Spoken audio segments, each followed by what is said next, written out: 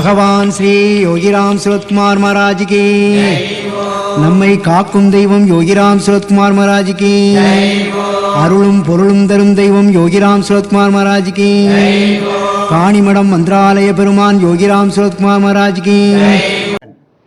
இப்படியே செஞ்சுக்கிட்டு இருந்தாரா, பார்த்தேன் என்னடா ரொம்ப சுற்றுறாரு. நான் சொன்னேன், நான் ஒத்துக்கிட்டேன் பெரிய மகன் அப்படின்னா. ஒத்துக்கிட்டிங்களா, ரொம்ப சந்தோஷம், இதெல்லாம் பூஜையில் வச்சுங்க, உங்களுக்கு இன்னும் நிறைய கோடியாக வரும்னாரு. நான் நல்லதாங்க இருக்கேன், இதெல்லாம் நீங்கள் வச்சுக்கிட்டா நீங்கள் கோடியாக வரும்ல, இதெல்லாம் நீங்களே வச்சுக்கண்ணா.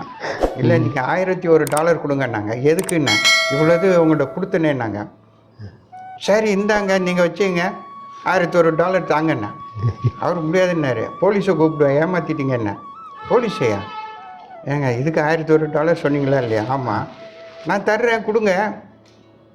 நான் ஏன் கொடுக்கணுன்னாங்க. இப்போ நீங்கள் தானே கேட்டீங்க, நான் கேட்குறேன். நீங்கள் கோடீஸ்வரனா வாங்க, $1001 தாங்கன்னா முடியாதுன்னாரு. நீங்கள் கடையை விட்டு வெளியே போக முடியாது, கேமரா ஓடுது, கட்டாயம் போலீஸில் சொல்லி பிடிச்சி கொடுத்துருவேன், இந்தியாவுக்கு போக முடியாது. என்ன வாங்கிட்டு ஒன்றும் வேண்டாம் நான் போகிறேன்னாரு. போகக்கூடாது சொல்லிட்டேன். அப்போ பையன்கிட்ட சொன்னேன், அவர் பார்த்துக்க பெரிய மகான். அவர் சொன்னாங்க ஏதாவது பண்ணிட போகிறாருன்னு. அவரே தடுமாறுறாரு, வெளியே போ என்னத்தை பண்ணுறாரு, பயந்தாச்சு. எசுமா அதெல்லாம் பண்ணுவேன் தைரியமா, என்ன வேணாலும் பண்ணுங்க நான் பார்க்குறேன். மனசுக்குள்ளே பேசிக்கிட்டே இருந்தாலும் உள்ளே என்ன செய்வேன், குருநாதா குருநாதா குருநாதான்னு அது சொல்லிக்கிட்டே இருப்பேன். அந்த வார்த்தையை விடாமல் சொல்லுவேன். இப்போ கார் ஓட்டிக்கிட்டு போகிறோம், எங்கே போகிறோங்கிறது ஞாபகத்தில் வச்சுருப்போம். அதுக்கு இப்போ இடையில பல இது பேசுவோம், பல இது சாப்பிடுவோம். ஆனால் நம்மளுடைய டெஸ்டினேஷன் மட்டும் மறக்க மாட்டோம். நம்ம எங்கே போகிறோம் குறிக்கோள் மட்டும் மறக்க மாட்டோம். அந்த மாதிரி தான் எது என்ன பண்ணாலும் சரி, எந்நேரமும் அதை நினச்சி கொண்டே இருக்கணும். அதுக்குன்னு எல்லோரும் டைம் ஒதுக்குவாங்க, பூஜைக்கு டைம், நல்ல நேரம் கெட்ட நேரம்னு. அதெல்லாம் தாண்டிடுவோம். அதில் எல்லாம் இருந்தோம்னா எங்களுக்கு பல கஷ்டங்கள் வரும். பக்குவங்கும்போது எல்லாத்தையும் சமமாக எடுத்துருவான். நல்லதாக இருந்தாலும் சரி, கெட்டதாக இருந்தாலும் சரி, எல்லாம் அவன் செயல். அவன் என்ன கொடுக்குறானோ தெரில, நான் ஒரு கருவி, எதாக இருந்தாலும் பரவாயில்ல. அந்த மாதிரியே பழகிக்கிட்டே வரணும். அப்புறம் ஆள் தப்பிச்சா போதுன்னு எல்லாத்தையும் தூக்கிட்டு போகல. எல்லாம் சொன்னாங்க ஏதாவது பண்ணி வச்சுருக்க போகிறாரு. அதெல்லாம் ஒன்றும் பண்ண முடியாது, தப்பிச்சு போனால் போதுங்கிறாரு. நான் சொன்னேன் போலீஸை கூப்பிடுவேன். ஏன் போலீஸ் வேண்டாம், ஏன் எனக்கு ஒன்றுமே வேண்டாம். அப்புறம் ஏன் இப்படி ஏமாத்துறீங்கண்ணே, ஏதோ பிழைக்கணும், உன்னால் 1001 வேண்டாம், முடிஞ்சதை கொடுங்கண்ணே. முடிஞ்சதை முதல்ல வந்து தர்மம் கேட்டால் ஒரு $10-20 கொடுப்பேன். இப்போ இதை வச்சுக்கிட்டு $1000 என்னை ஏமாற்றி விட்டீங்க, தரமாட்டேங்கிறீங்க, நான் பேசினதெல்லாம் அதில் கேமராவில் இருக்குது அப்படின்னா. இல்லை வேண்டான்ட்டார். அப்புறம் 1 வருஷம் 2 வருஷம் கழித்து என்னோட இந்த மாதிரி பேசுவார். நான் சொன்னேன், உண்மையே சொல்லுங்கள், நீங்கள் தப்பாக சொன்னாலும் நீங்கள் அந்த உடம்பை ஏமாத்தலை தெரியுமா, உள்ளே இருக்க ஆன்மாவை ஏமாத்துறீங்க. இந்த ஆன்மா யார்? இறைவனே ஏமாற்றிட்டு அவர்கிட்டே போய் நீங்கள் பலன் கேட்டால் கொடுப்பாரு. நீங்களாம் யோசிச்சு பாருங்கம்மா.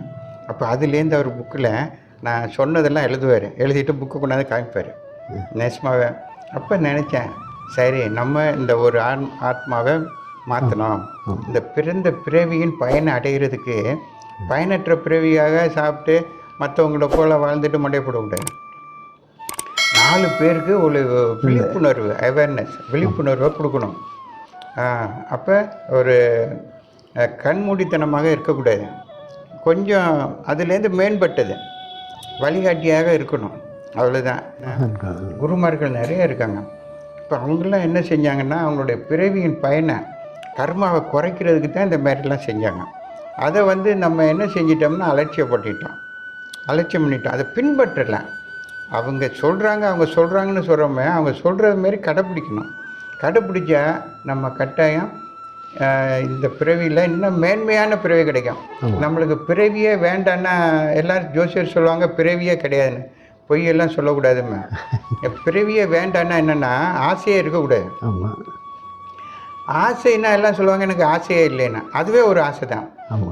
ஆசையே இல்லைங்கிறீங்களா, அது அப்போ ஆசை இருக்கிறதுனால தானே இல்லைங்கிறீங்க. இல்லைன்னா எப்படி சொல்லுவீங்க? பேசாமல் மௌனமாக இருப்பீங்க. அப்போ பசிச்சா தானே நீங்கள் உணவை தேடுவீங்க. பசினா என்னன்னு தெரியாத போது நீங்கள் எப்படி சொல்லுவீங்க எனக்கு பசி இல்லைன்னு? பசின்னா என்னன்னு தெரியல. ஆமாம். அப்போ எப்படி நீங்கள் எனக்கு பசிக்கலைன்னு சொல்லுவீங்க? அந்த நிலைக்கு போகணும். முடியாதுன்னு கிடையாது. முயற்சியோட நிகழ்ச்சி அடையாருன்னா இந்த பிறவியில் என்னாலும் அடுத்த பிறவியில் இருக்கும். ஆனால் நம்ம முயற்சி பண்ணிக்கிட்டே இருக்கணும். இந்த ஆன்மா வெளியே போகும் வரைக்கும். ஆனால் எதுவும் நிரந்தரம் இல்லை. எவ்ரிதிங் வில் கோ ஓன்னா எதுவுமே கடந்து சென்றோம். எதுவுமே இன்பம் துன்பம் கஷ்டங்கள் இந்த நேரம் பாருங்கள் ஓடிக்கிட்டே இருக்குது. இந்த பூமி சுற்றிக்கிட்டே இல்லைன்னா நம்மளாம் பறக்க ஆரம்பிச்சிடும். எவ்வளோதான் ஸ்பீடில் இந்த பூமி சுற்றுது. இந்த ரத்த ஓட்டம் ஓடிக்கிட்டே இருக்குது. இங்கே எல்லாம் எதுவுமே நிரந்தரம் இல்லை. எதை மாற்றிக்கிட்டே இருப்போம். உடுப்பை மாற்றிக்கிட்டே இருப்போம். சாப்பாடு எல்லாம் சொல்லுவாங்க, ஐயா நான் ரொம்ப கஷ்டப்படுறேன், நிறைய சம்பாதிக்கிறேன், ஆனால் நான் சம்பாதிக்கிறது பூரா செலவாயிடுது, இது எப்படி மிச்சம் பண்ணுறது? இது என்ன பெரிய விஷயம், ரொம்ப சிம்பிளான விஷயம். சம்பாதிக்கிறதெல்லாம் மிச்சம் பண்ண முடியுமாங்க? நல்லா பண்ணலாமா? எப்படிம்பாங்க? நான் சொல்கிற மாதிரி செய்வீங்களாம்மா? ஐயா அந்த சாமி இறைவனை காட்டுற மாரி சொல்லாதீங்க பாரு. அதெல்லாம் சொல்ல மாட்டாங்க. வேறு வித்தியாசமாக என்னையா சொல்ல போகிறீங்கன்னு பயமாக இருக்குன்னு. அப்புறம் ஏன் கேட்டீங்க?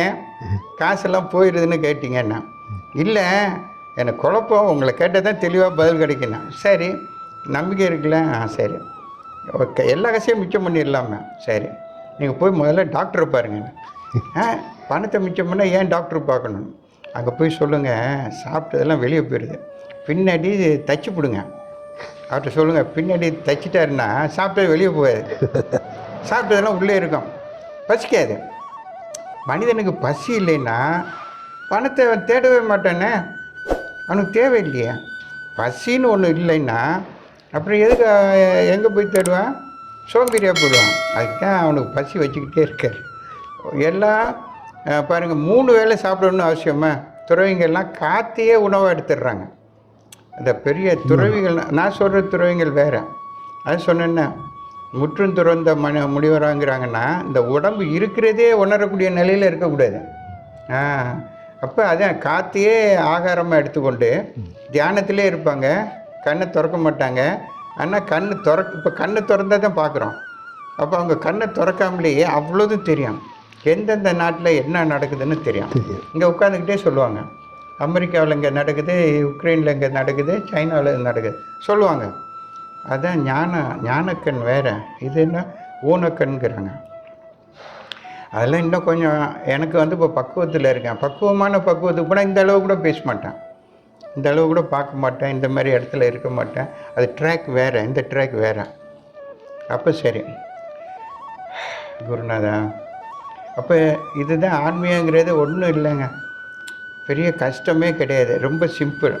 எல்லோரும் உணரணும், தன்னம்பிக்கை வேணும், அதுதான் முக்கியம். உங்களுக்கு என்ன நினைக்கிறீங்களோ நடக்கும், கர்மா அப்படி நடக்கும்.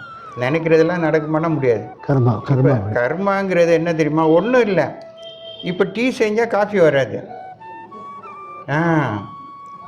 இப்போ நாங்கள் பேசிக்கிட்டு இருக்கதை எடுக்கிறீங்க, அதில் பதிகிறது இதுதான் பதியுமே இல்லையா, டான்ஸ் வராது.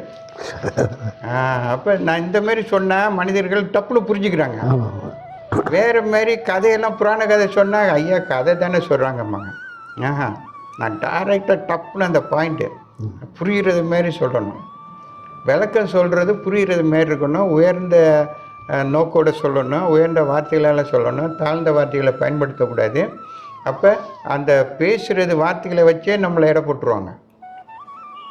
இறைவன் ஒன்று தானே, அது சிவன், பெருமாள், பிள்ளையார், முருகன் கும்பிட்றாங்க. அதேமாரி இந்த என்ன கருப்பரு காளிங்கிறாங்க, சுடுகாட்டு காளிங்கிறாங்க, இன்னும் அந்த நிறைய சாமிங்க கத்தி அருவா எல்லாமோ வச்சுருவாங்க சூழலாம். அப்போ நான் சொல்லுவேன், நீ எதை வணங்குறியோ அதே மாதிரி தான் நீ வருவ. நேசம் நீ பிறக்கிறது ஒரே அப்பா அம்மாவுக்கு 2-3 பிள்ளைங்க பிறக்கும். இந்த பிள்ளைங்க எங்கே வளருதோ அதே மாதிரி தான் உருவாகுவாங்க. ஸ்ரீலங்காவில் ஒரு மாதிரி ஐயா வாங்கம்பாங்க, இங்கே சென்னையில் பிறந்தா நாய்னா அப்படின்னு, இங்கே என்னமோ சொல்லுவாங்க அப்பச்சி வாங்கம்பாங்க செட்டிநாட்டில். ஒவ்வொரு பக்கமும் ஒவ்வொரு மாரி. அப்போ எல்லாம் குறிக்கிறது ஒன்று தான், வார்த்தைகள் வெவ்வேறு.